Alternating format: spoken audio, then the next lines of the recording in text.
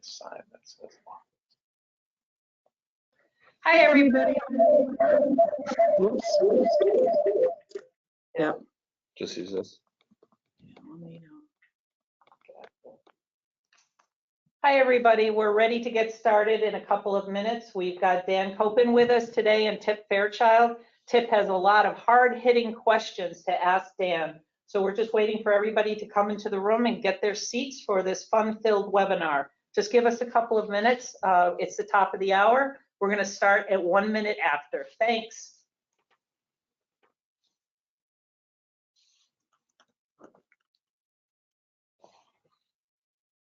Okay.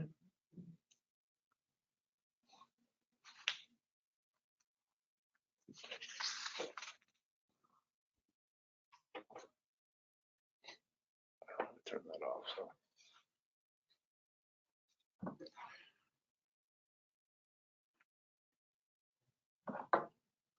Hi, everybody. Welcome back to the start of our wonderful webinar with Dan Koppen. He's here with Tip Fairchild, our head of sales at SquadLocker, and Tip has some wonderful hard-hitting questions. But before we get started, just wanted to have a basic couple of housekeeping rules. Everyone is currently muted. If you really want to ask a question and you haven't sent a question in via LinkedIn or Twitter or earlier, use the GoToWebinar questions pane in your instance of GoToWebinar. Tip is going to act as our host and ask Dan all of your questions. He can see your questions right now in his instance of GoToWebinar. We are recording this and we're planning on sending out the recording tomorrow. So I'd like you to be able to meet Dan. Dan agreed to be able to put his email address at SquadLocker. He's new to the team. He's willing to do just about anything here. It's a great picture that Tip took in front of all these footballs. I wanted to ask you about the footballs, Dan. So what are all those footballs behind you? There was a lot of them. Fortunately, I was lucky enough to earn a few game balls in my day, and you know, those are a collection of 11 years worth of work. And when you go out and prepare throughout the week, Bill or Coach Fox, when I was in Denver, would come in on that Monday meeting, and if you had a good game and things went right and you won, he'd give out some game balls. So it's a pretty cool little thing. Funny story about that is when we were in northern Rhode Island originally, usually my game balls ended up in a plastic trash bag. Oh. That's just where I stored them and just kept them in there. And then we moved to a new house about half hour away 6 years ago. And my wife found the bag, so she's like, "They're coming out of the bag. We're going to find a spot for them." So I found a nice spot in the basement, and they look good. But when you're playing, you don't really think about that stuff. Oh, that's fantastic. That's a great thing, Tip, that we should be doing for our sales team. We should have game balls. So when somebody has a really good month, that's a great thing to be able to do. So welcome, Tip. I did want to do just a very brief introduction to Dan, other than being just a generally nice person. And I was telling him that I've dealt with a lot of talent in my career, and he's the nicest person I've ever met.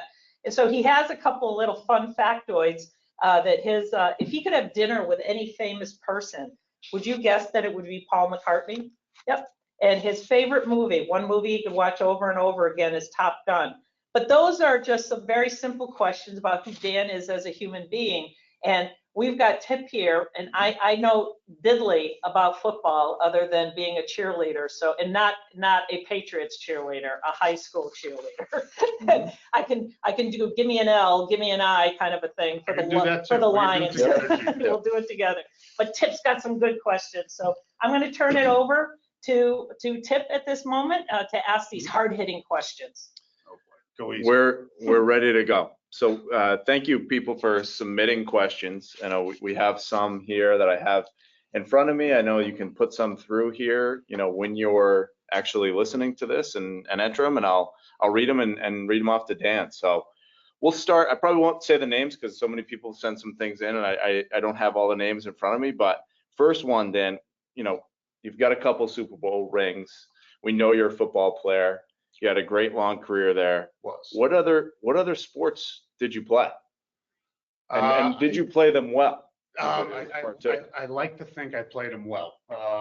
You know, growing up, I think I was pretty typical for where I grew up in eastern Pennsylvania. A lot of us played football in the fall. We played basketball in the winter, and then we played baseball in the spring. So it's kind of 3 sports going through childhood. Did a little track, little throwing in high school, little jumping. You know, I do have some ups for a bigger gentleman. So, you know, I think multi-sport athlete is a way to go. Got it. Well-rounded. Dan and I have worked out at the gym plenty of times together, and the ups thing I'm questioning right now. I've seen him jump a lot, and it's not that high. But you know, we'll jump to the next question for you. Plyometrics is not my thing anymore. After you've put yourself 5 years in college and then 11 in the NFL, the knees just don't feel like they need to jump anymore. While we're on the gym topic, Till, we'll go with a softball question here for you. Max bench press in your prime. In your prime. How much you bench? Yep. How much you bench? What do you put on the bar? You're going deep. I am. Oh, let's just throw it out and get it out there. 475 back in college, and that's where the 1 rep maxes stopped. Okay. We did not do 1 rep maxes with the Patriots. We'll take it. You qualify. That qualifies. What was yours? I'm not going to answer the question. Whatever the smallest weights you could put on the bar. Yeah, 16 ounces on both ends. You were a pitcher. You should be able to throw some weight. More bands, pliability. Have you heard that before? I have. Yeah. Okay. Maybe from a number 12. Got it. All right. Harder hitting question. Biggest non-football, kind of non-family member influence to you? You know, like just who's an influence for you? That is a tough one. I've been around football people my whole life, and obviously been around my family my whole life. Yeah, I think growing up, I had a teacher, Mr. Nowak. He was also a basketball coach, so that's considered non-football. Yeah, that counts. But, he was just a really, really good dude. Good teacher, good basketball coach. Was a great player for Whitehall High School. They won the state title when he was playing, but just a guy who really just, you know, sort of put you on a right path and expected a lot out of you. Maybe when you didn't expect the most out of yourself. I think that's what a good coach does, you know, expects more than you expect out of yourself. And, you know, really just turned into a friend too later on. So awesome. Glenn Nowak. Shout out to Glenn Nowak. Perfect. Likes to brew too and ride bikes. So. Perfect. All right. Next question. Another hard hitting one here. This is looks like this one's from Jimmy in Fall River. As a professional athlete, you faced a ton of high pressure situations. Can you share some tips for getting mentally prepared in the face of high pressure moments? See, that's a good question, Jimmy. And really, I think, you know, it's not really about being in that situation or what you do in that moment. For me, and really for all what was taught to us under Belichick with the Patriots is what do you put into it? You know, what's your preparation like? He had a saying, practice preparation makes game reality. So he would put us through the paces in meetings. He would put us through the paces physically in practice. He would put us in those situations. So when it came to game moments, you know, we were ready for them, and we didn't have to think. We didn't have to worry about it. We didn't have to stress about it because we really emptied the tank and really put everything that we had into it. And you know, you can apply that to life. You can apply that to business as long as you come in prepared and you know, I'm going to say it, do your job. Mm-hmm. When those moments hit, you know, you're just going to react out there. You're not going to think about it. Is it fair to say if you started a hashtag, even though this one's already started, do your job is the good one? It's a good hashtag, you know, right? It's a good one, but I think it's kind of, you know, kind of generic, right? Mm-hmm. You know, I mean, you talk about hashtag or the Patriot way, hashtag Patriot way, or hashtag do your job. I mean, that's pretty much common sense. It's not something. I'm talking hashtag, redheads are always right. All right. I like that. That works. Let's go with that. That works. Okay. I like this one. This is a tip question. Who's the guy? I mean, the people that you beat a lot. Who's the person that had your number though? That you just couldn't beat. It could have been one-on-one situation. Yeah. You were a center, like somebody just had you off the line all the time. Whatever it is, like who had your number? That's a tip question. That came straight from me. Oh, Straight from me. Justin Tuck from the Giants. He graduated from Notre Dame. He was really a defensive end, and I think they called it their NASCAR package with the Giants. We were in subgroups, so they would put their little guys, little D-backs out on the football field, and they'd bring in all their fast, athletic defensive linemen, and they'd have 4 really, really good pass rushers. We were bigger guys. I mean, we weren't as fast as them. We weren't as athletic as them.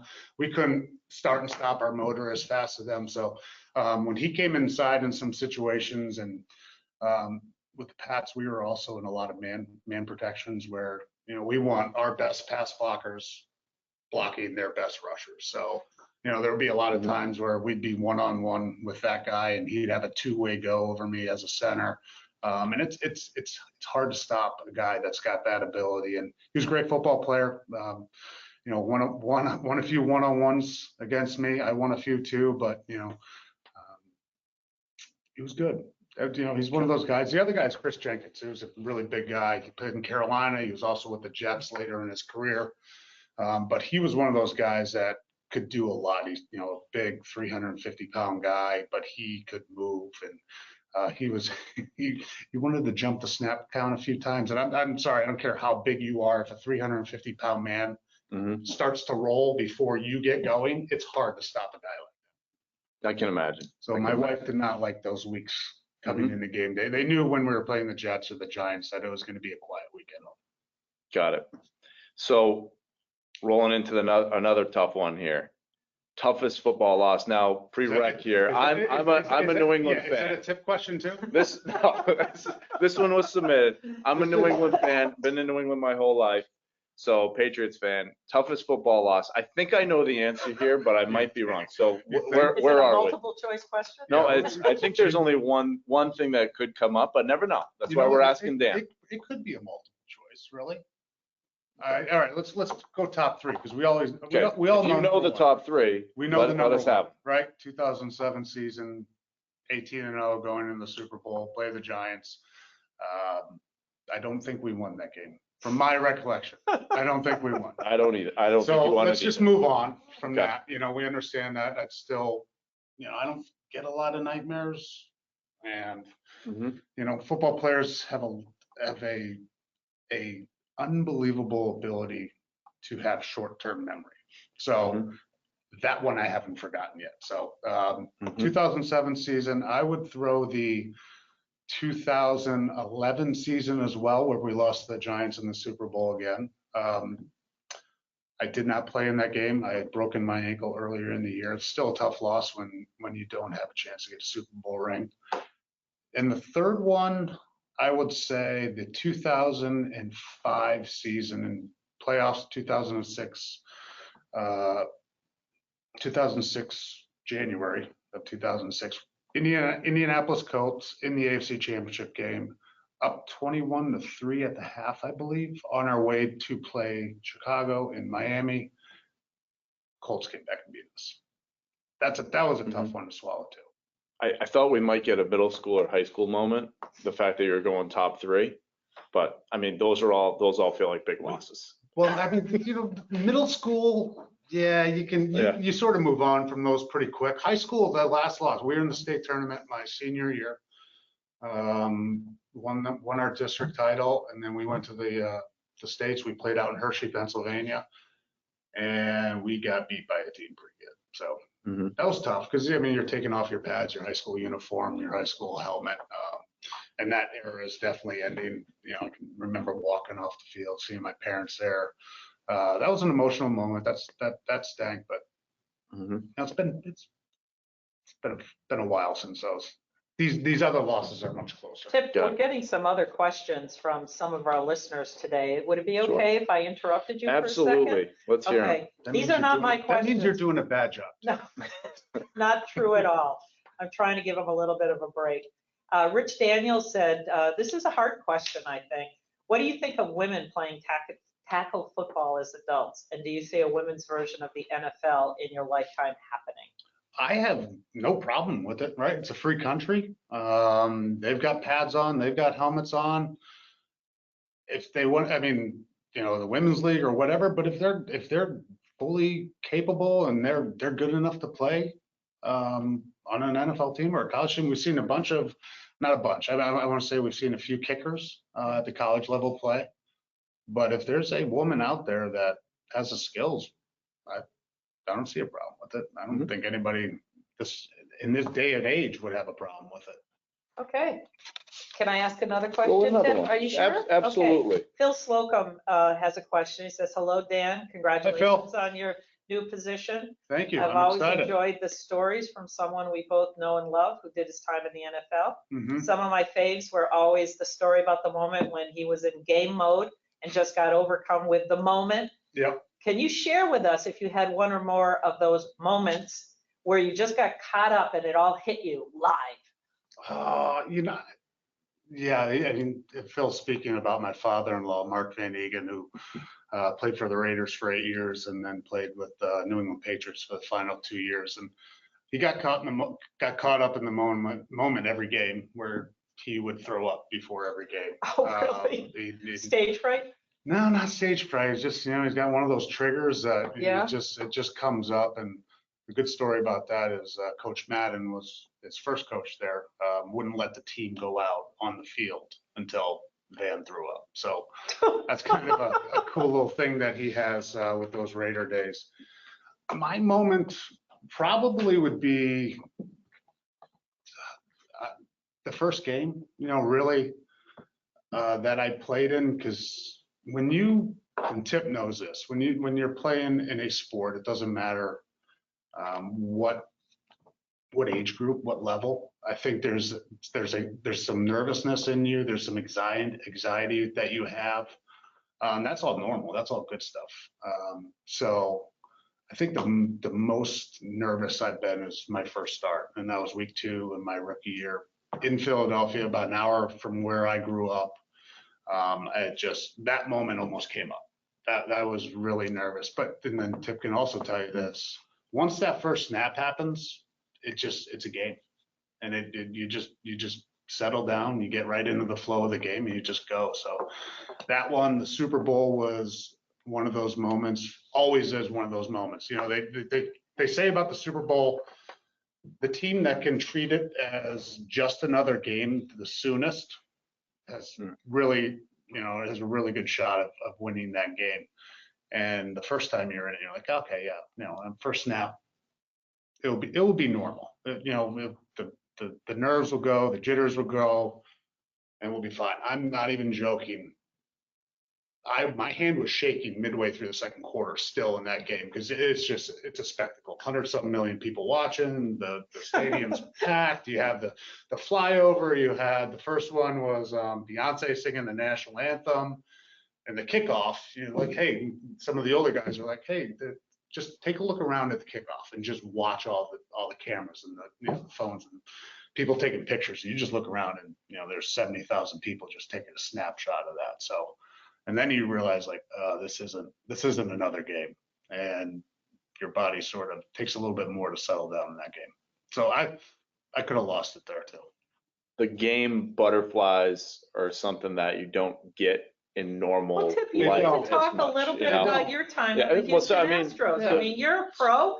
I mean, here you are. I mean, my background is, you know, somewhat like Dan's, but not really. I mean, I played 5 years in the minor leagues for the Astros, but like the game buzz that he's talking about is like when you wake up and you know it's big and like something hits you like quick, right? And like your stomach, you feel your stomach like go, like I don't get that for like, our golf matches that we have together, Dan, as much. Well, Once in a while, I get it. We have not done the member guest yet. We haven't done a big member We guest, got to but grind it out for 3 days, then it's possible. you can't sleep, Yeah. you're marking the balls the night before, like you get the butterflies going. But Laying your outfits out. yeah, laying the outfits out. But well, speaking of outfits, gear. We're gear guys now. Right. Mhm. I've got a couple gear questions. Yep. Best uniforms in the NFL right now. So it could be logo, could be look. I mean, we watched Seattle last night with like the neons on. It's crazy, but I'm not a fan of that uniform. I don't mind their blues. Mhm. I'm more of a classic guy. Bears is Yep. an all-time, we don't need to change that very much. Bears are awesome. I think the Raiders are awesome. Mhm. Packers, Those are they're classic. classic. All right, so They're we'll the go. classics. I like the new Titan ones too. They look good last night. They Yep. were on last night. They look good. So during your playing time, your playing career, what brands did you like? Or what brands did you wear? I think it was Reebok at that time for the NFL. Yeah. I can't remember, but it was, is that what it was? It was Reebok. Mhm. I'm not gonna. I What like is it Nike. now I like Nike. for the I'll brand. just Got go. it. I go. Okay. I like Nike. I had the opportunity to wear them my last 2 years Mhm. with Denver, so I had a chance to have the I think they called it NFL equipment, right? But it was Mhm. Reebok. Yep. So we had both of them. I was a Nike guy with shoes because you could wear different. You could wear different shoes or gloves. Basically, that was it, or maybe even armband. No, I don't Right. think you use different armbands. So you could do Under Armour, you could do Nike, you could do Reebok, you could do what else was out there?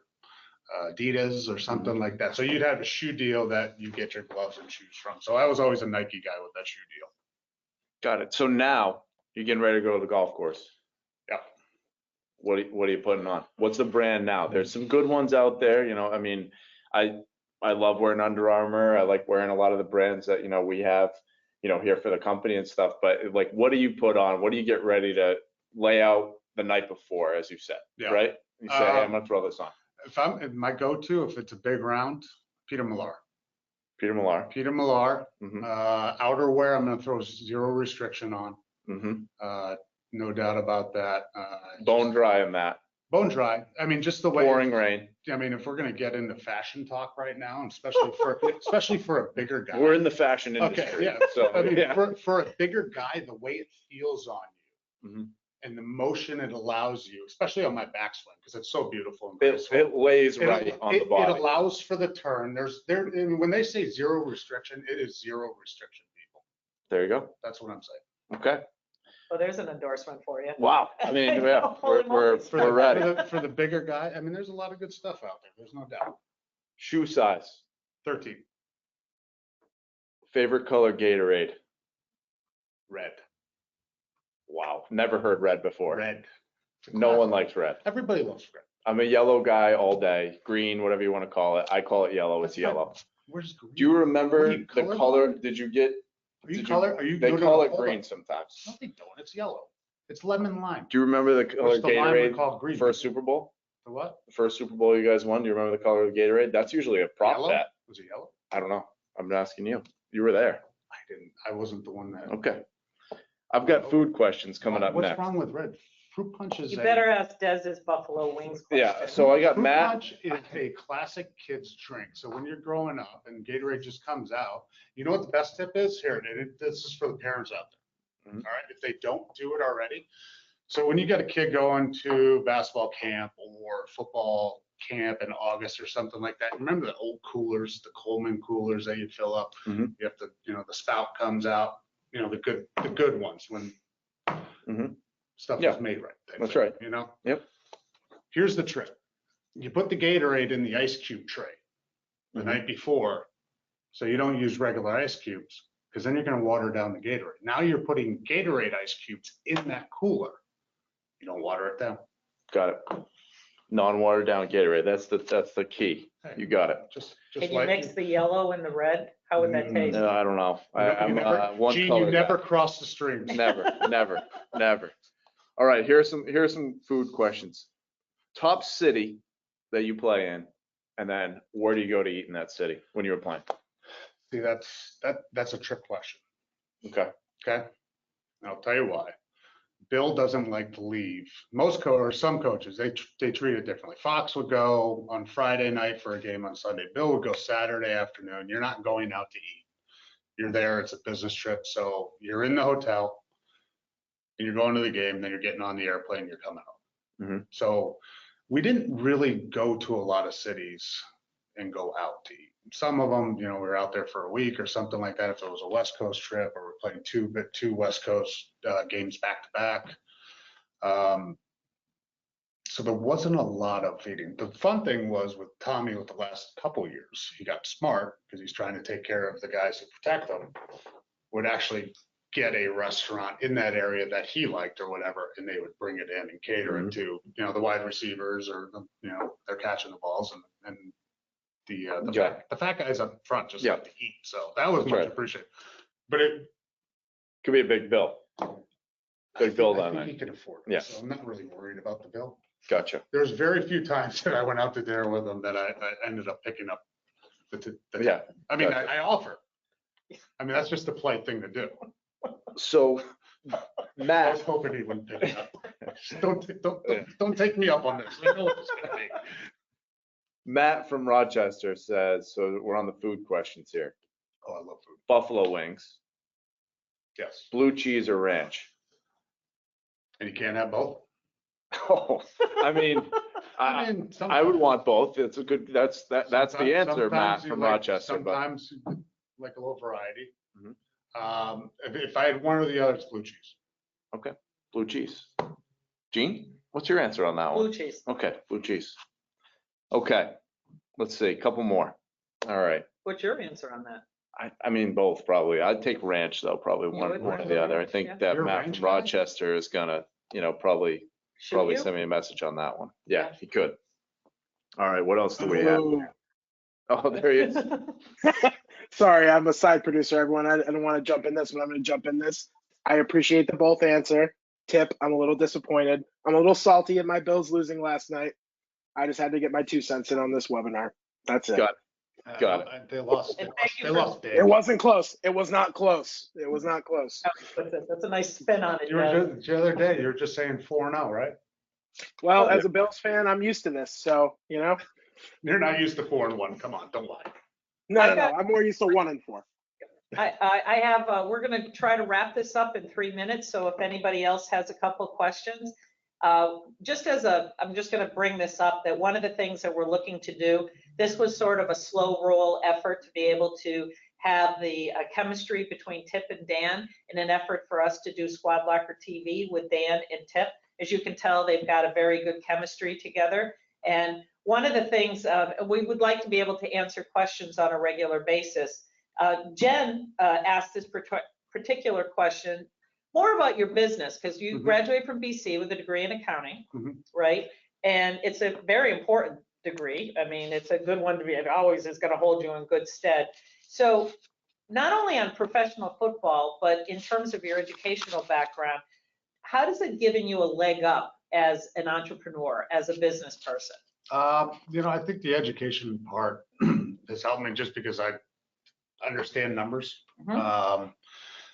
And I've always liked numbers. So, actually Mr. Nowak, who we spoke about earlier, was a guy who was like, hey, what do you want to do? It's like, I want to be an engineer. I was like, no, you're probably going to be a businessman. So I was like, oh, okay, all right, makes sense. So I think if you can understand numbers and you can understand what you can and can't afford, it's kind of hard. NFL careers are just different. It's some that hopefully are longer, and thankfully mine was. Most are just very short. And then those guys that have the long careers, unlike 12, retire when you're 34, which, is kind of not normal. So I think having that number one, allows me to have a say and check of my own finances, which a lot of guys in the NFL probably don't do or worry about, which the NFL is trying to educate those guys on and give them good options for financial guys. But I always felt like I could have a handle on that a little bit. And then just in real life that I'm just starting to get to, you know, having that background and that football mindset and discipline and determination and accountability, I think is just, you know, really just a good thing wrapped into one. Mhm. I have one last question from Rich Daniel. He asked a question earlier about females playing Yeah. football, and he has another question about what's your takeaway from Bill's success long-term? What really sticks with you today? It's his long term is it's really what he says he's going to do what's best for the team. Mhm. He means, you know, it doesn't, it's one of those things like, oh, okay, you know, it's a media cliche that he says to the reporters every time. But I mean, a guy that the biggest thing you want in a coach is honesty. Mhm. And Bill is always going to be honest with you, where you stand with him, how he stands with you, and always putting the team first. And if you're not living up to your end of the bargain, you're gone. And I think guys that come into that facility and come into that team understand that well before they get there. That's great. Mhm. We're going to wrap it up. It's the bottom of the half hour right now. Any last thoughts, Tip?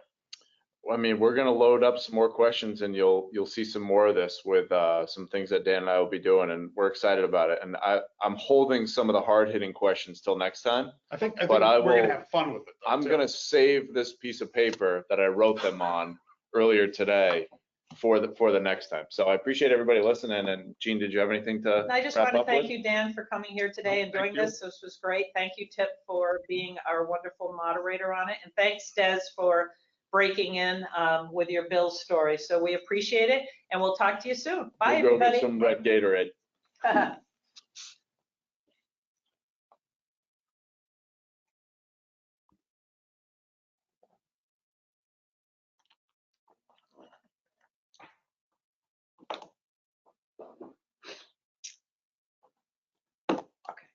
Do I press anything? You're good. We're out. I'll unplug this.